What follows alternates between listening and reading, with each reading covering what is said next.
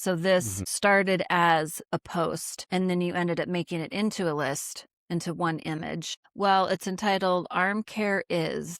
Mm. And arm care is, by the looks of it, a lot. It's not just Yeah. bands. Yeah. So arm care is in the baseball world, it's a big topic, mainly because of what injuries are like. So Okay. in professional game, injuries have skyrocketed over the last 10, 20 years. Okay. It's also skyrocketed in the youth game, the high school game, the college game, kind of since around the year 2000. I think it has something to do with that's around the time that the tournament style of youth baseball kind of took over. Okay. It's a lot of baseball all at once, and then there's a lot of rest. And then there's a lot of baseball at once, and then there's a lot of rest. So Mhm. that yo-yo that's happening to the arm isn't always the best. In a couple of these Okay. topics, we talk about what it does to the arm to have such a long break from intensity throwing and then to put so much on it.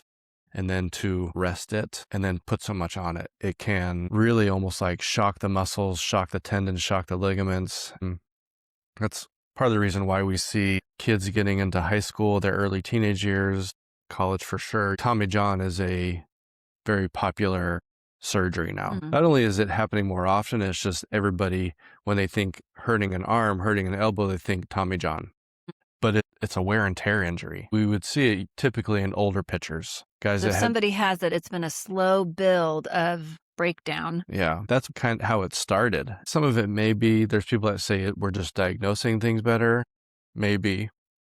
Mhm. But it's still a pretty significant injury to be happening in teenage kids. And hard to come back from, right? It's way better now. Oh. The doctors out there have become so good with the surgery and the Okay. recovery that you have guys that will recover from Tommy John surgery. And in some cases, they'll say they come back throwing harder. If we want to get into why they come back throwing harder, it has to do with, for a lot of these guys, for the first time in their life, they have really focused on arm care, getting stronger, cleaning up some mechanics.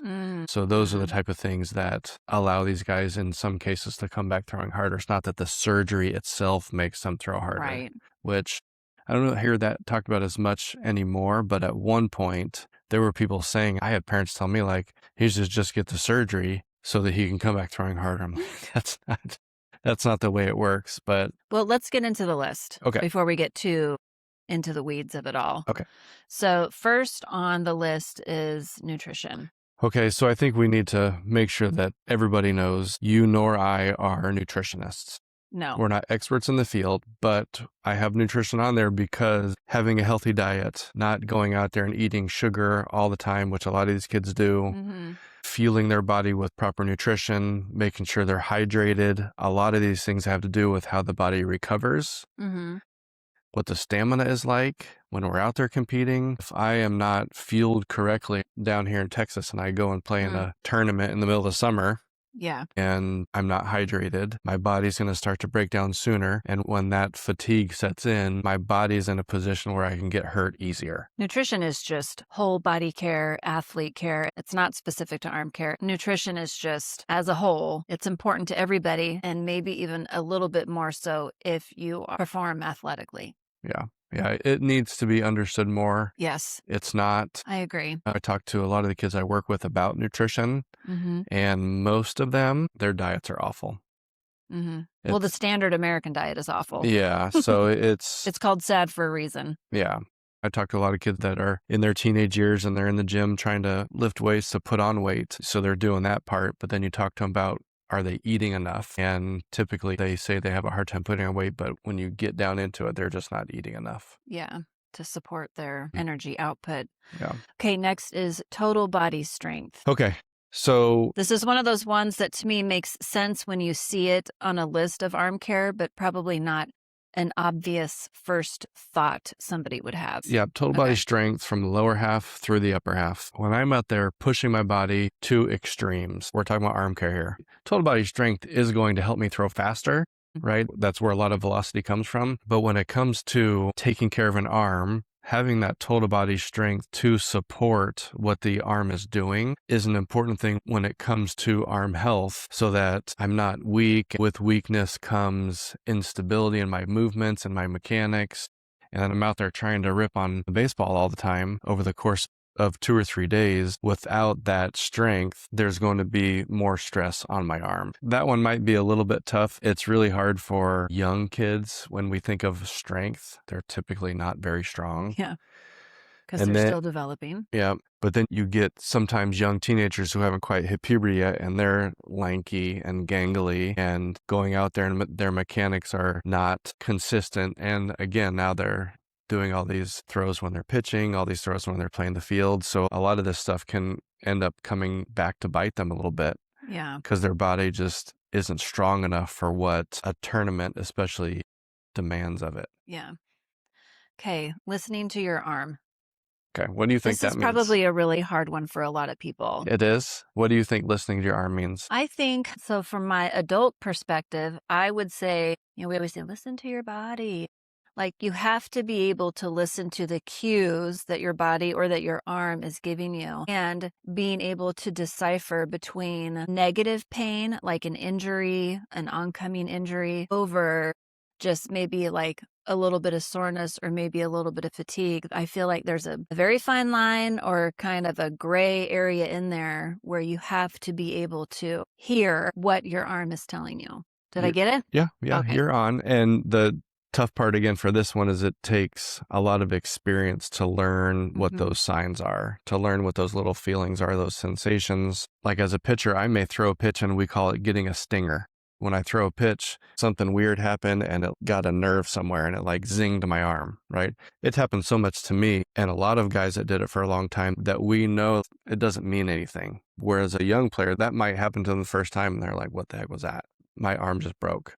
A tendon just Yeah. tore, or understanding what fatigue feels like, what dead arm feels like. So dead arm is just a kind of a scary name for fatigue. We kind of feel this achiness in our arm. So again, understanding, I think it's one of the later points on here, but understanding what things feel like, how to recover from it, what to look out for. So learning to listen to your body has to be a goal, has to be something that is talked about. And I would encourage parents, especially when they're trying to teach their kids, if you do end up getting hurt or if something feels weird, don't freak out right away. Find somebody that you trust, maybe somebody that's might know pitching a little bit, and ask them, like, what do you think this is? What is this feeling that we have? Finding someone with experience, somebody whose opinion that you trust, is super important. I also feel like you need to know the difference between when the time to push through, like when is the time to push through, and when is the time to just like, okay, I'm literally hurt my arm. I should not continue. I don't want to continue. It's going to be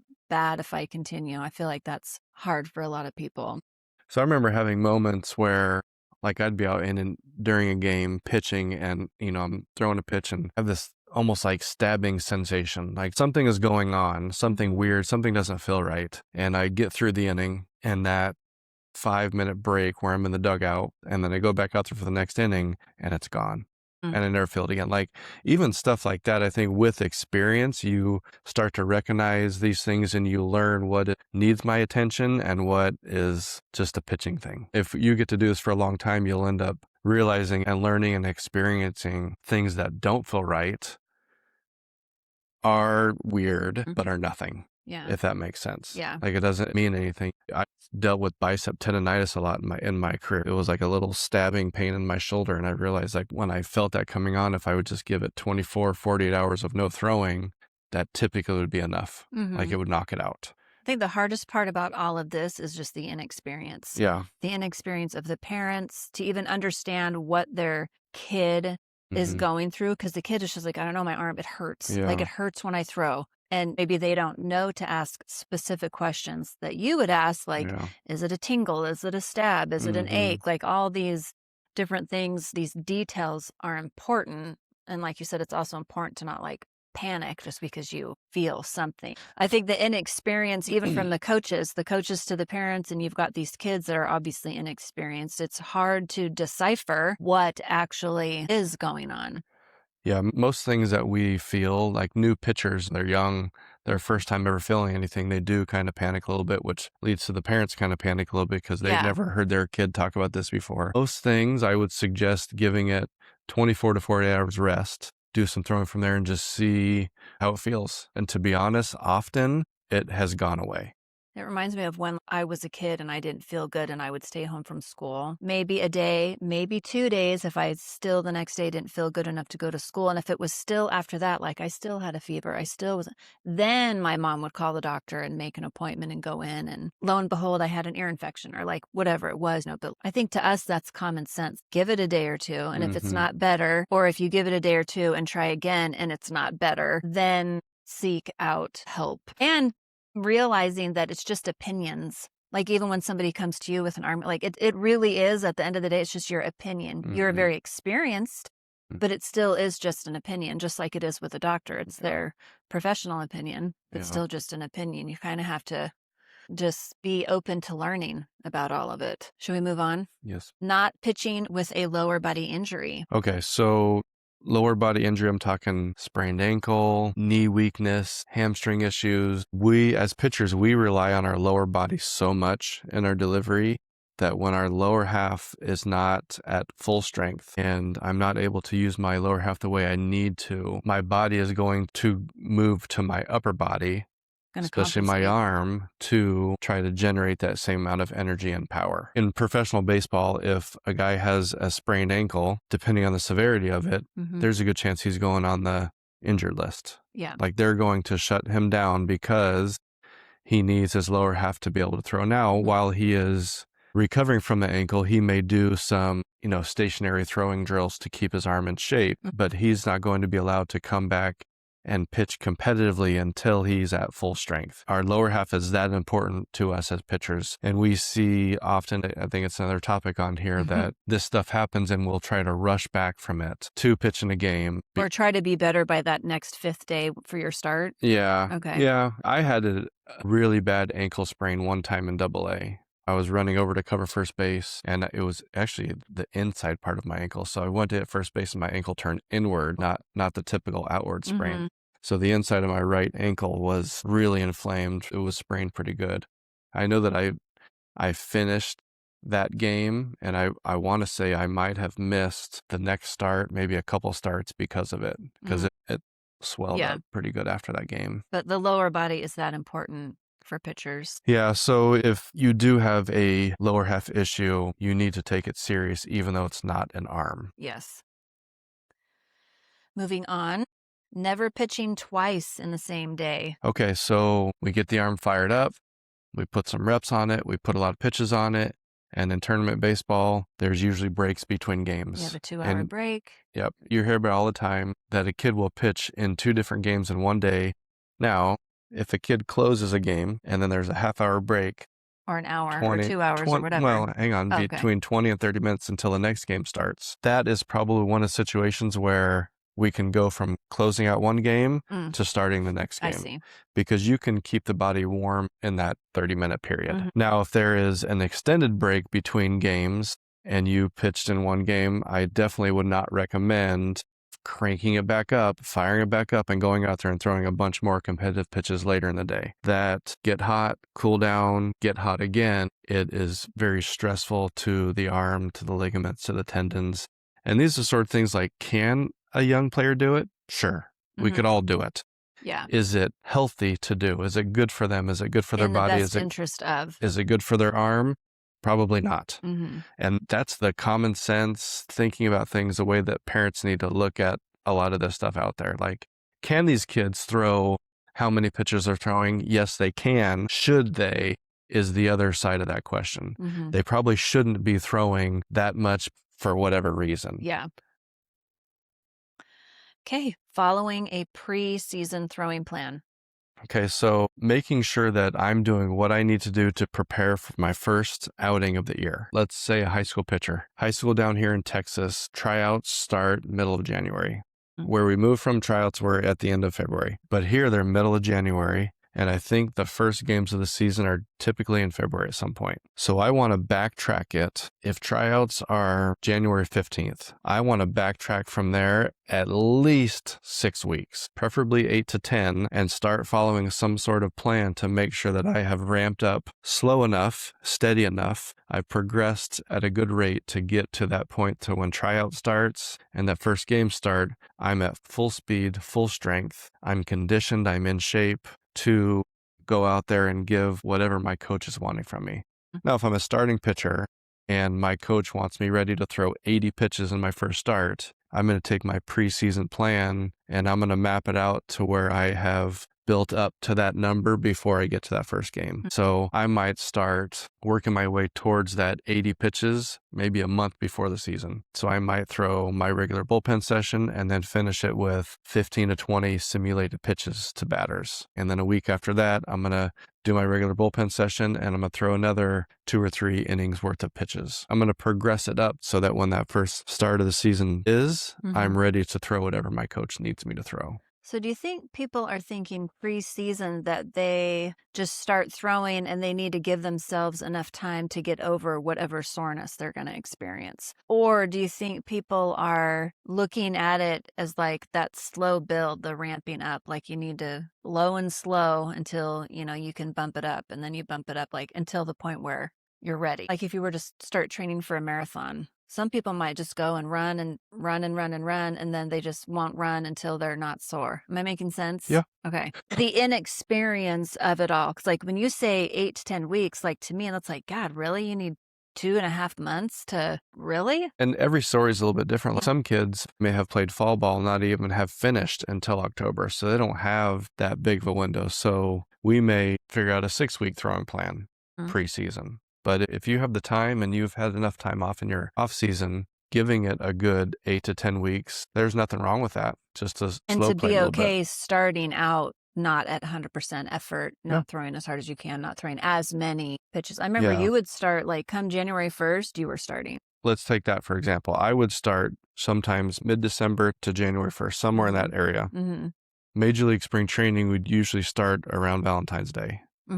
So mid-February. So if I started mid-December, that would give me 2 months, 2 months of throwing, right? Because I wanted to make sure that when spring training started, I was going into camp 100% ready to go full speed and not putting my arm in a position where I haven't done enough.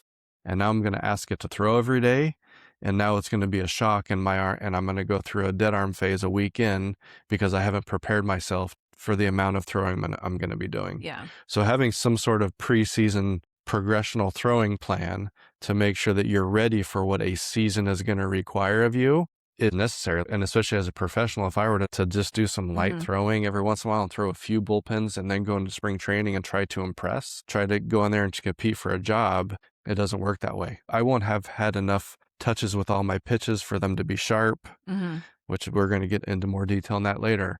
Like I won't have done what I need to do to go out there and be efficient with what I do, if that makes sense. It made sense to me that you started that early because like the baseball season is so long. It's so long. So then in turn, you don't need to take a long time, but you need that amount of time to build up to that to be able to then continue the whole season. It just made sense to me. Yeah. That's just how my brain works. Well, my dad, he always, I don't know where he learned this, but he always had me start a throwing plan around New Year's to get ready for high school baseball, to get ready for my Little League season. I don't know where he learned that, but he'd always have a plan. So like for me, my whole life. It's like January 1, okay, we're getting ready for the new season. Like in my mind, that makes sense. He probably read it somewhere. Well, he did a lot of reading. Yeah, oh yeah. He studied, like back then there were VHS cassette tapes and he watched Tom House videos. I'm sure he read it somewhere. Yeah, for sure. Not pitching and catching in the same day. Yeah, this one happens a lot out there. Often your catcher has a great arm who's also a strong pitcher. Yeah, maybe like one of the kids that's a little more athletic on the team. Yeah, so the amount of throws that a catcher does, all the squats that he does, these are all things that could fatigue the body. If a kid is the catcher, I would suggest get the pitching done first game on a Saturday, and then maybe he sits the rest of Saturday and then does some catching on Sunday. But I definitely wouldn't suggest catching all day Saturday and then going out and being one of the main horses on a Sunday. The fatigue from the Saturday, all the catching, especially in this heat, could deplete the body of strength, Everything. stamina. Everything. fluid, You should challenge any parent to go and do that many squats. Yeah. And I mean, kids are just so resilient. And Yeah. most of the time they won't tell you that they're struggling until they're just, Yeah. they crash out. There's a kid that you and I both know. I worked with him for a long time when he was younger. He ended up being a great catcher, a great pitcher, and he did them both in high school. I mean, he was the catcher and he was the best pitcher on the team, and he just got hammered. And then in college ended up blowing out his elbow and had Tommy John. He's actually now, he is a professional and he's doing decent, but it's hard on the body. And the thing is I'm going to go back to what I said earlier. Can the kid do it? Yes, he can, but should they? Yeah. Should they be doing the things that we're putting their body through? What are the long-term effects of it? So here's a question. It's not arm care specific, but when the coach goes out to the mound and asks the kid, can you finish the game? Or the catcher, hey, bud, how you feeling? Can you finish the game? Do you think you blah, blah, blah? Like, let's pause the arm care for just a second. Because in my mind, the kid is like, yes. Like, he doesn't want to disappoint the coach. He's out there. He's ready. He's in compete mode. His adrenaline's going. Like, unless he's like crying tears in pain, I feel like the kid is you can't leave that stuff up to the kid. Have we talked about this before? I mean, you and I probably have talked about it. I don't think podcast specific. So we, as men, teach our boys to be tough. Right. We teach to not show weakness. Suck it up, walk it off, push through. Exactly. Most kids, their reaction when they're asked, can you keep going? Can you throw another inning? How you feeling? Most of them, they're going to say, yes, I can. I'm fine. I feel good. I think most of us would say that. Sure. And the truth is that in these moments, not that it's intentional, but what the adults are doing is they probably know the right answer to that question. They probably know what choice should be made, but it's almost like we need one more inning out of this kid. I don't want to use him today because I got to save for other innings. I don't have any other pitchers that I can trust. I need him to keep going. We are putting that decision on a kid who in most cases is not in the right frame of mind, not mature enough. So are we using the kid as a scapegoat so that responsibility is not on us? I'm not going to say that. Again, it's on purpose. Right. No, I don't think it would ever be on purpose. But I think that often that's what's happening. Like subconsciously. I think the adult knows that he probably should be done pitching. He looks tired. He's pitched X amount of pitches today. If you see that your guy is starting to struggle, fatigue is setting in. If he was hitting his spots and now he's kind of falling off, not throwing as many strikes, like, you know the answer. The way youth baseball is played now, tournament baseball dominates. Yeah. And what happens is these coaches have to cover 3, 4, sometimes 5 games over 2 days. So they're thinking ahead, who do I need for this? I need every last pitch possible out of this kid, and they will push this kid to the max. Yeah. I cannot tell you how many times I hear about kids coming in to relieve as a relief pitcher, and they come in with bases loaded, nobody out. It happens so often, it's crazy. But it happens because these coaches are trying to squeeze every pitch and every out possible, that they will push these kids. If I can throw him 80 pitches, I'm going to push him to 80 no matter what, even though he probably should have been done last inning. So again, tournament baseball puts coaches in a bad spot, puts kids in a bad spot, but we're obsessed with it. We're consumed with that style of baseball that it just dominates. You're not a fan. Okay, we kind of touched on this, the preseason / early season pitch count progression. I feel like we kind of touched on this. A little bit, but there's more detail. Yeah, let me explain a common mistake made. Okay. Is that a preseason throwing plan, if it's not detailed enough and an arm isn't worked up enough into 80 pitches, I'll just use that number. And then we jump into the very first game of the season, first high school game, first Little League game, first tournament. And all of a sudden we want to go out there and throw these kids 60, 70, 80 pitches when we haven't done anything to get up to that number. So what it does is you're putting a shock on that arm. And again, can that arm do it? Yes. Should it? Probably not, because it's not ready for it. Is it common to have, I don't know this kind of stuff. If you're a high schooler getting ready, is this common knowledge? Do parents and coaches know you need to work your way up to, let's say, X number of pitches, just so we know you are ready for this come the start of the season? Your opening day starter, we want you ready to throw at least blah. It's probably not common knowledge. Okay. But I mean, I'll be honest. If you're coaching high school baseball, you should know this. Okay. Even if you didn't pitch, if you're coaching at that level, you should understand the arm. Okay. You should understand this sort of stuff. Now, when we're getting down into youth ball, little league, sometimes tournament ball, a lot of these coaches, it wasn't their life. They didn't live the game. They're coaching because they want to help. They're coaching because they love the game. They're coaching because their kids are playing it.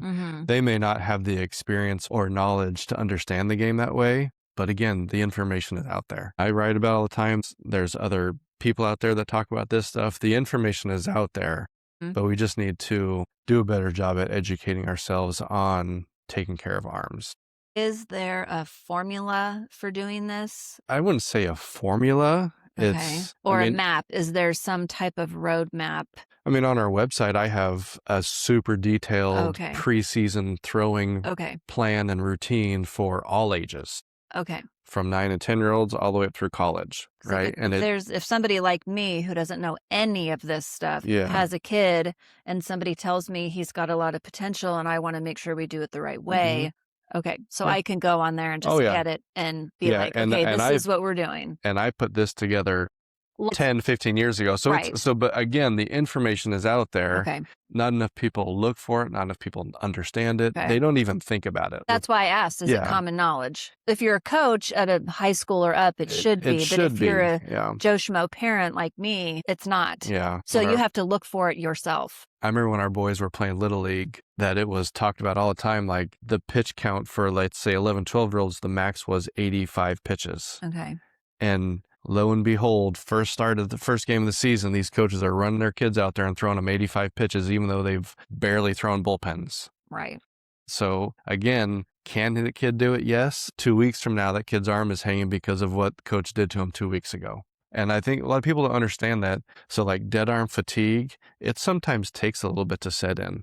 So what we feel, that achiness in our bicep, our tricep, the outside of our arm, that achiness, we call it dead arm. That's a severe case of fatigue, which typically has to do with what happened a week or two ago, how many throws that kid did that he wasn't ready for. That kid has a mechanical issue, and you're making him make all these throws that he's having to use too much of his arm to throw. There's not a formula to it, but there is an education that needs to be had on it. It's that delayed onset muscle soreness, DOMS, they call it, when you do leg day and you're not sore the next day or maybe even the next day, but by day 3, like you can hardly sit down on the toilet because your legs are so sore. It's different than that. I know what you're talking about when you say dead arm, but it's like, it takes a while to set in and it takes a while to go away.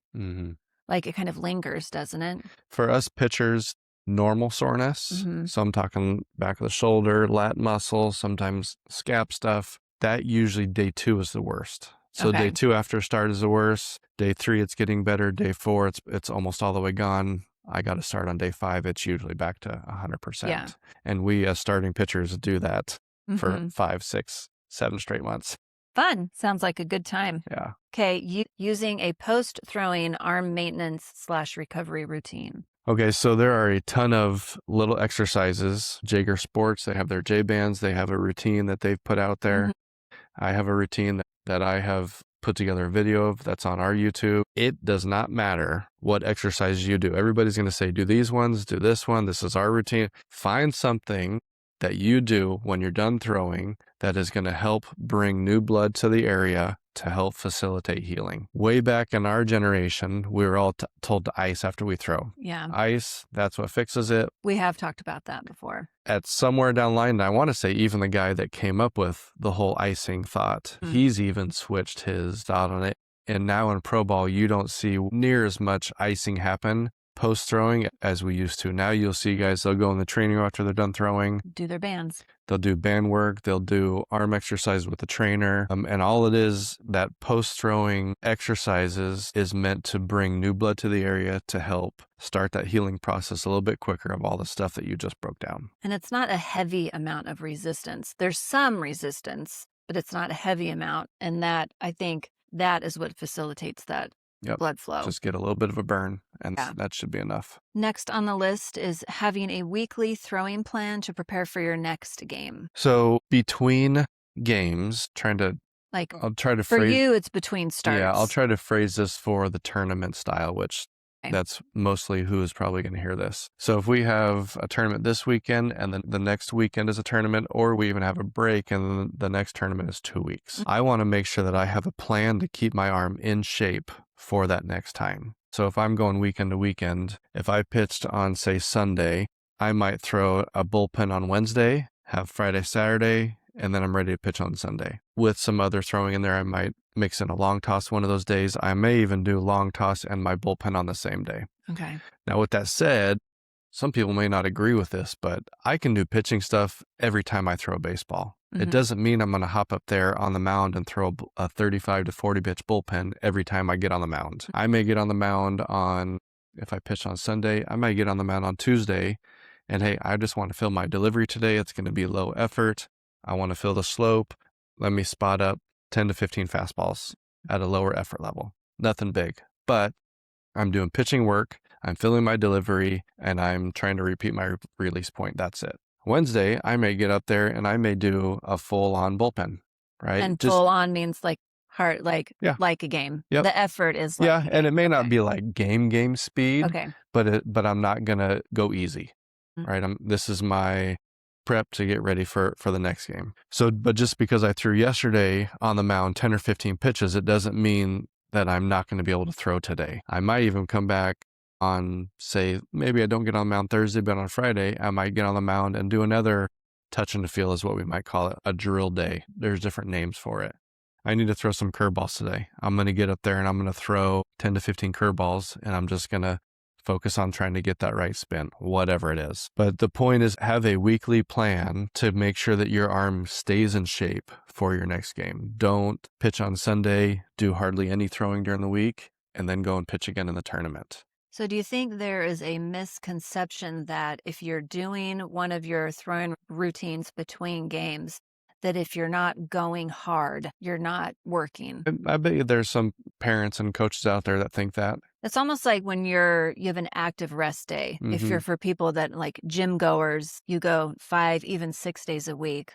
You have an active rest day, or maybe that day you go on a long walk. It's really just minimal effort. I guess my point is it's okay to let off the gas in those in-betweens because that's where you can be very specific with your effort Mhm. and where your focus is like what you're wanting to work on. Like if you do need to work on the spin of your curveball, that's the perfect place to work on that. It's not in the game, really. Yeah. And if you're only throwing in games, when are you working on your stuff? Yeah, what we're talking about here is very few people out there are going to have the dedication to do this. Okay. Most kids, unfortunately, are only going to do what their team provides for them. A lot of this stuff we're talking about, your only chance to do this is probably going to be at home on your own time. Okay. 'Cause or the person that your parents take you to outside of team practice. Yeah, a lot of Yeah. coaches out there don't provide time during the week for their pitchers to work. And the truth is, a lot of teams only have one practice a week. Yeah, we're not dumping on coaches. Yeah, They're for very me- limited in their time and For what me they to can do 2 to 3 sessions of some sort of pitching practice during the week is not going to be with my team, Right. especially if we only have one team practice. Yeah. So it's going to take a special kind of dedication to make sure that your arm stays in shape for your next start between tournaments. And do you see that in kids that have just this innate love for the game and they really just want to do well? Yeah, I would say the best that I've seen do it, I've worked with a lot of families over the year, the best I've seen do it, it's definitely a kid, usually the father, kid parent. Like somebody that enjoys the work. Yeah, they usually do it together. Okay. You know, the kid usually has that support from a parent to do it with them, to be their catcher. Yeah. Or to give them some guidance, give them a reminder. Now, when kids become teenagers, I'm going to be honest, when kids become teenagers, the parents are going to have to ease up a little bit and the kids are going to have to start steering that ship. Yeah. There can't be the same hand holding that happens when the kids are younger. Yeah. Okay. I feel like we could talk about each of these for an hour. So next is not rushing back into competitive throwing after an arm injury. We kind of already Yeah, talked about this a little. we talked about this a little bit with the lower half stuff, Oh, yeah. but we need to to understand that when we do go down with an arm injury, just because I feel ready to throw, again, doesn't mean I should be throwing at a competitive speed. If I had, I'll just say bicep tendonitis, and I had to shut it down for 2 weeks, the amount of stamina, arm strength, arm condition that I lost over that 2 weeks of no throwing, I need a good probably 2 to 3 weeks to get back up to speed. Yeah. To get back into It shape. goes quickly. Yep, to get back into shape, to go out there and do it correctly, to make sure that my delivery is good, to make sure that stamina is back, to make sure that arm strength is back. Again, can the kid do it? Yeah. Yes, he can. Should he is a different answer. I feel like that adrenaline that comes in when you're in compete mode versus practice mode can kind of mask some of that lingering like soreness or whatever. Like you feel good because your adrenaline's going, you're ready to compete, you want to get out there. Like it's hard to be like, no, not ready. So adrenaline is also a natural performance enhancing chemical. I won't say drug, chemical. Yeah. Right? So yeah, that we all have. Yep. So adrenaline, if I'm just coming off an arm injury and I'm excited to go out there and compete and I go out there, that adrenaline is going to naturally push my body to high intent. What's going to do is it's going to push my body to a speed that my body might not be ready for. Yeah. So again, understand that whatever it is that my body just went through, whatever my injury was, I need to educate myself on what sort of recovery, getting back to game speed is going to be needed to do it the right way. Not just because, oh, the doctor cleared me, let me go pitch in a game. That happens all the time. Yeah. There's such this like FOMO, fear of missing out. Like, God, we already missed 2 weeks. We already missed 2 tournaments. If he misses again, he's going to miss out. He's not going to be able to keep up with his teammates. Mm-hmm. So there's all these things these emotions that in these moments kind of win.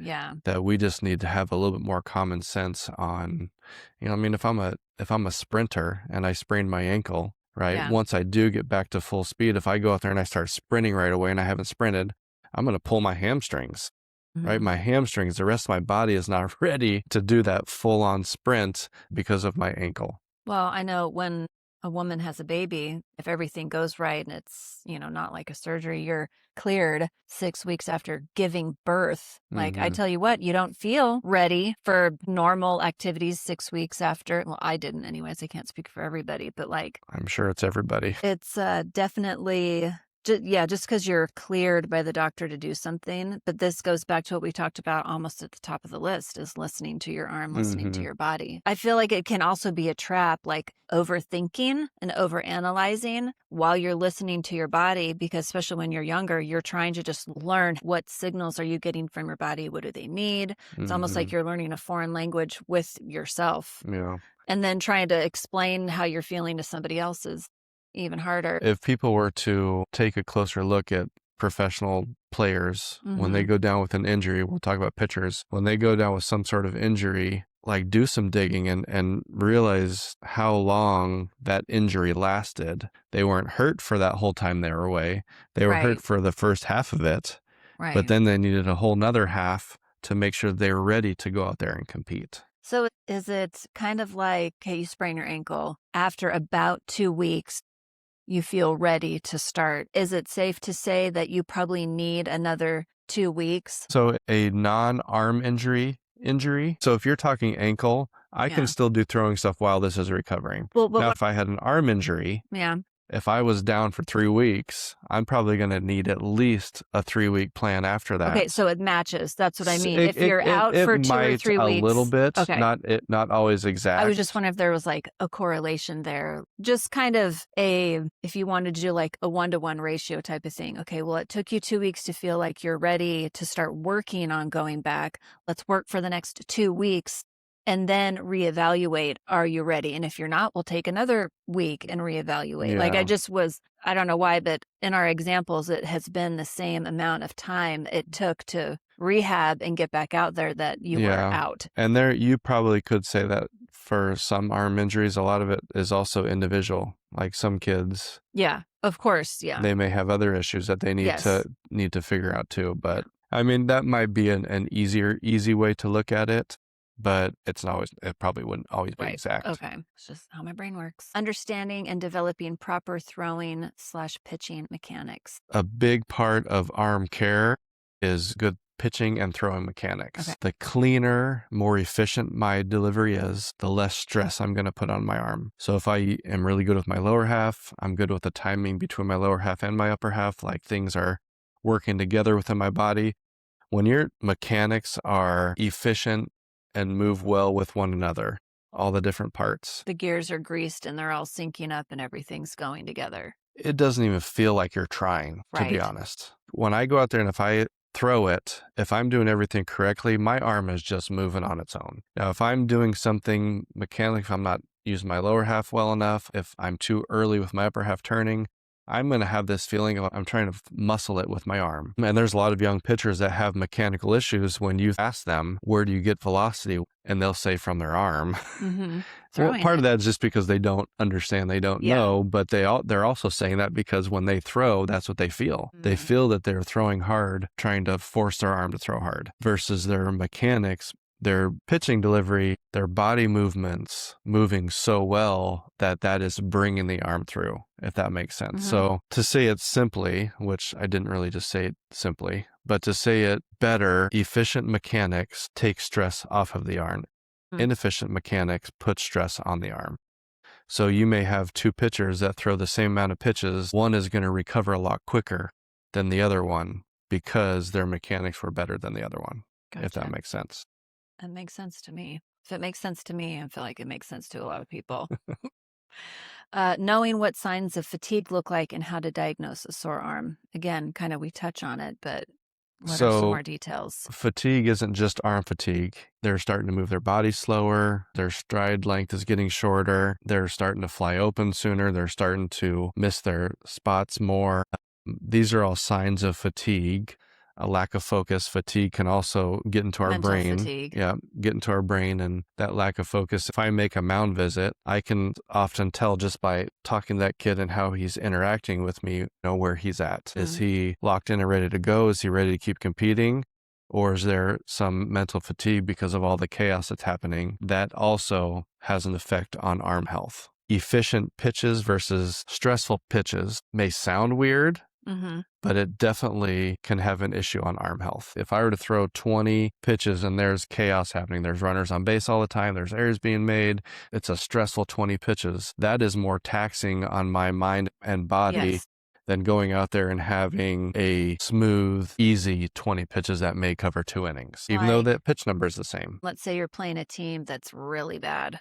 And I mean, it's easy. It's just you're throwing strikes or you're getting hits or whatever. But then when you play a team that matches your skill level or energy or a little bit above, it's a stressor. Everything has to be a little more dialed in. And that's just the way it works. Like when you're working out, the body will find the path of least resistance. That's what our bodies do.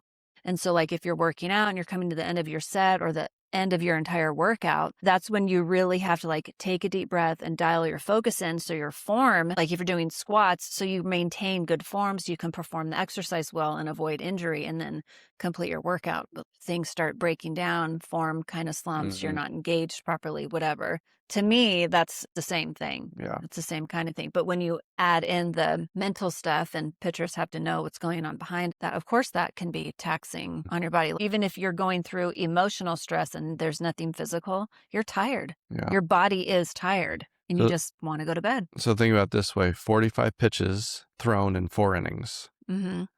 about 11 pitches an inning. Mhm.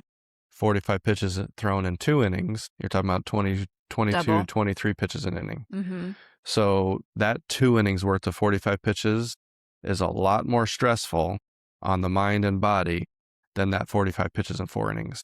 At the end of the day, it's the same pitch count, Mm-hmm. but we as coaches, as parents, we have to understand the difference that that has on the body, not just look straight at that pitch count number. And that's why pitch counts Tricky. pitch counts can be tricky, and pitch counts are usually put in place to protect arms, but anybody who is using pitch counts needs to understand the difference of just because, again, it says we can throw 80 pitches. Just because I'm allowed to throw that many pitches. Should we be? Are we ready for that? Okay, a couple more. Knowing what an arm is conditioned for, aka knowing how many pitches an arm is prepared to throw any given day. We just kind of A little bit. We've touched on this. Let me give you one more scenario. Okay. If I have a pitcher who has worked up to, and I'll keep using this 80 number since we've used it. He's worked up to, he's ready to throw 80 pitches. And this game, he threw 80 pitches. But our next tournament, the next game isn't for 2 weeks out. Now, if he were to not do anything to maintain that sort of condition, that 80 pitches, if he were to do light throwing 2 weeks from now, he's not still going to be ready to throw 80 pitches again. Can he? Yes, he can. Should he? Probably not. We need to do things to make sure, throwing simulated innings with our bullpens, working in some inter-squad games, doing something to make sure that our arms maintain that stamina so that 2 weeks from now, they've been conditioned to still throw another 80 pitches or maybe even 90, maybe even 100 if they're that sort of pitcher. But we need to be smarter out there about how we take care of arms between games.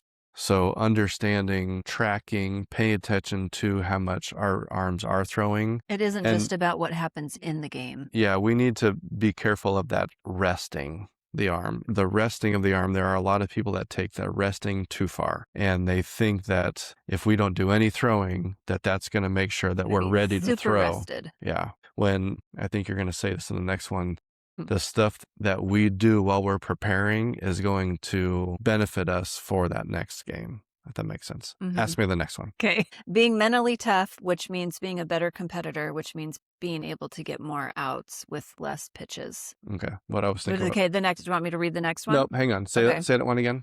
Being mentally tough, which means being a better competitor, which means being able to get more outs with less pitches. Okay. So mental toughness, from a pitching standpoint, mental toughness is being able to handle anything that's going on. Yeah. I just walked a batter. I just gave up a 400-foot bomb. There was an error made behind me. I'm not happy with what the umpire just did. I need to be able to handle all of that so my mind is clear to make sure I'm all in on the next pitch. Now, if I have some mental weakness happening, if I have too much emotions happening, I'm letting the emotions win in this moment, and I'm flustered with all this other stuff that's going on, even flustered with myself. If I'm not in the right frame of mind to execute that next pitch, and I start not executing pitches, and now all of a sudden my command's not such, I'm giving up hits that I shouldn't be giving up, I'm throwing balls, I'm walking guys I shouldn't be walking. That lack of mental toughness is leading to me not competing the way I need to compete, which is leading to more pitches thrown, which is leading to more chaos, which in the end leads to me not being as available for my team.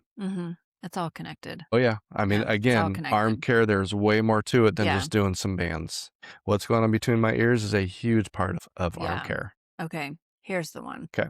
Throwing weekly bullpens to get better with command and stuff to be able to compete better, which means throwing more strikes, which means most likely throwing less pitches per inning. Okay. So we've talked about a lot of this already. Yes. Pitchers, pitching practice, I'll even throw catchers in there. Making sure that our pitchers are prepared, taken care of, has to be a priority, should be a priority for every coach out there. There's a reason why it's the number one position on the field, because so much of our game is determined by how our pitchers perform. If our pitchers are not prepared, if they go out there and they're walking guys, they can't execute pitches, they can't be mentally tough, we are going to struggle as a team. Coaches are going to have to use too many arms. It's going to be chaos all the time. There's going to be runners on bases all the time. Obviously, this is a team sport and there's way more to it, but it starts with the guy that throws the pitch. I need to be throwing weekly bullpens to make sure that I stay consistent in my delivery, to make sure I stay sharp at my release point, to make sure I'm consistent with how my pitches move, consistent with my command. I need to be doing that prep to make sure that I'm ready every time I go out there. If I take a break from it, if I'm not doing what I need to do between games, I'm putting myself in a position and my team in a position for me not to go out there and be at the top of my game. Now, just because I do this stuff doesn't guarantee that I'm going to go out there and be at the top of my game each time, but there should be no question to be asked if I haven't done what I need to do to prepare. Okay, so here's something I just thought of. Okay, hit me. I think I know the answer to this. Do football teams take care of their quarterbacks? I would guess so. Okay. Even youth football teams, do they take care of their quarterbacks and Yeah. make sure their quarterbacks get the reps and the practice and the workouts and everything that they need to be productive and compete successful? It's a great question. I have some coaches I could ask this to, but I wonder in the football world, how much of their practice is revolved around that quarterback getting what he needs. That's where my mind Yeah. is going. And And if so, why don't we see the pitcher and the catcher in the same light on the baseball field as we do? I mean, you're the quarterback of the baseball game. You're the one throwing the ball. It Yeah. starts with you. there's a lot of people that will call the catcher the quarterback because the catcher can see everything and they control Okay. it. But, and I Fine. know where you're going. I know where you're going. There are just people will have issue with what you just said because Oh, that's how okay. people are. Well, I'm not a football person, so know. that's my excuse. The game revolves around the number 1 and the number 2 position. The only 2 positions that have direct involvement on every pitch of a game. The Yeah. only 2. The pitcher is the only one that touches every pitch of a game. The catcher is the other one that has involvement with everyone, right? Mhm. If there's a foul ball in play, catcher may not touch it. But the pitcher, literally, the pitching position is the only Starts one with him. is the only one that touches the ball every pitch of a game. Because of that, they should be a priority. I'm not saying this just because I'm a former pitcher and it's what Right. I know and it's what I love.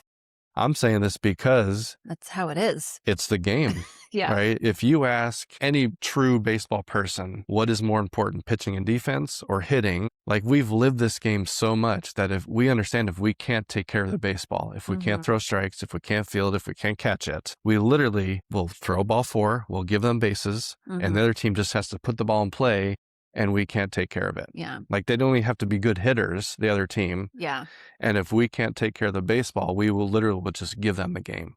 Mhm. So that's also another debate out there. We can talk Right. about that another time. But I'm just saying, if there's people listening or watching and maybe they're more football than baseball, but their child is in rec ball or whatever, just trying to provide another perspective, Yeah. because it is the pitcher and the quarterback. Like, in those 2 sports, they're the most important yeah, person on either field. So in football, if there is that much focus on making sure that the quarterback is healthy and getting all those reps, why are youth baseball pitchers not getting the same time? so I think a lot of it has to do with, There's a lot of kids on youth football teams. Like, they're big teams. They're yeah, just like base, even in term, are there like 10 or 11 kids on a tournament team? 9 of them are on the field. So it's not like there's a Well, bench full of yeah.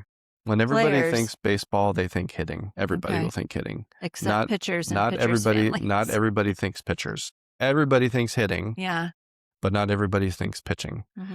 So I think because of that, a lot of coaches out there, when they played, they love hitting. That's what they do. Maybe they didn't play, they're just volunteering. They love watching that part of the game. So that's Mhm. what they do.